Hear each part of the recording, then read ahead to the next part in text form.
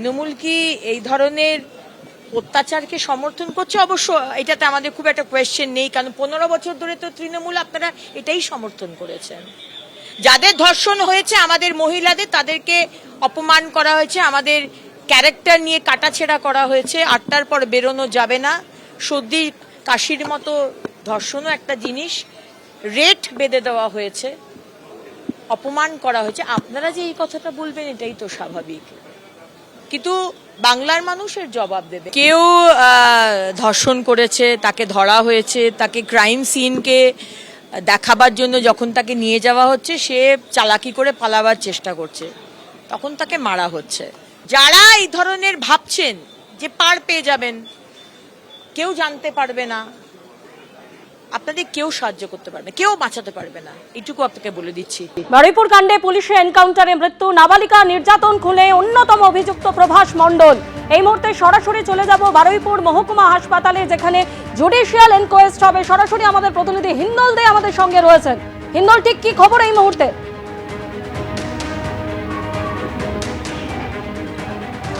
একেবারে তুমি দেখতে পাচ্ছ যে জুডিশিয়াল ইনকোয়েস্টের সমস্ত কিন্তু প্রক্রিয়া চলছে, এবং তুমি দেখতেই পাচ্ছ জাজ নিয়ে এসেছেন, এবং এর আগে ম্যাজিস্ট্রেট ইনকোয়েস্ট সম্পন্ন হয়েছে। এবার জুডিশিয়াল ইনকোয়েস্টের পর তার পরবর্তী ক্ষেত্রে কিন্তু দেহ নিয়ে যাওয়া হবে ময়নাতদন্তের জন্য কাটাপুকুর মর্গে। এবং তুমি দেখতেই পাচ্ছ বারুইপুর পুলিশ জেলার পুলিশ তারা কিন্তু রয়েছে, এবং ইতিমধ্যেই কিন্তু সেই জুডিশিয়াল ইনকোয়েস্ট কিন্তু সম্পূর্ণ হলো, সেটাই দেখা গেল।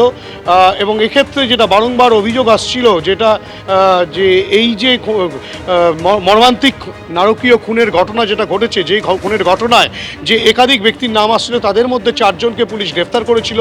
তাদের মধ্যে অন্যতম অভিযুক্ত এই প্রভাস মণ্ডল, যাকে পুলিশ এনকাউন্টার করে, তাতে তার মৃত্যু হয়। এবং পুলিশ এনকাউন্টারের মৃত্যুর কারণ কি? কেননা পুলিশকে লক্ষ্য করেই এই প্রভাস মণ্ডল গুলি চালিয়েছিল 1 রাউন্ড, এবং পরবর্তী ক্ষেত্রে পুলিশ 2 রাউন্ড গুলি ছোড়ে, এবং সেই গুলি কিন্তু প্রভাস মণ্ডলের বুকের ডান দিকের পাঁজরের নিচে ঠিক এরকম জায়গায় লাগে, এবং একটা পেটের মাঝ বরাবর জায়গায় লাগে। এবং এই দুটি গুলি লাগার পর সে লুটিয়ে পড়ে। তৎক্ষণাৎ পুলিশের আধিকারিক যারা ছিলেন তারাই কিন্তু বারুইপুর মহকুমা হাসপাতালে তাকে নিয়ে আসে, প্রভাস মণ্ডলকে নিয়ে আসা হয় রাতের বেলা, এবং তারপরে চিকিৎসকেরা তাকে মৃত বলে ঘোষণা করেন।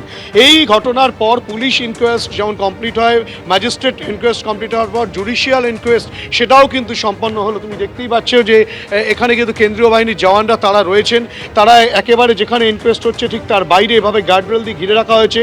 কেন্দ্রীয় বাহিনীর জওয়ানরা তারা সশস্ত্র অবস্থায় রয়েছেন, এবং পুলিশের কিন্তু কর্তারা তারা কিন্তু ভেতরে প্রবেশ করেছেন। এবং এই গোটা ঘটনায় কিন্তু একের পর এক পদক্ষেপ পুলিশের তরফ থেকে নেওয়া হচ্ছে গোটা তদন্ত প্রক্রিয়াটাকে এগিয়ে নিয়ে যাওয়ার জন্য। হিন্দল, তুমি আমাদের সঙ্গে থাকো। বারুইপুর মহকুমা আদালতে জুডিশিয়াল এনকোয়েস্ট এই মুহূর্তে হবে, এবং জুডিশিয়াল এনকোয়েস্ট হয়ে গেলে কিন্তু প্রভাস মণ্ডল তার ময়না তদন্ত হবে কাটাপুকুর মর্গে।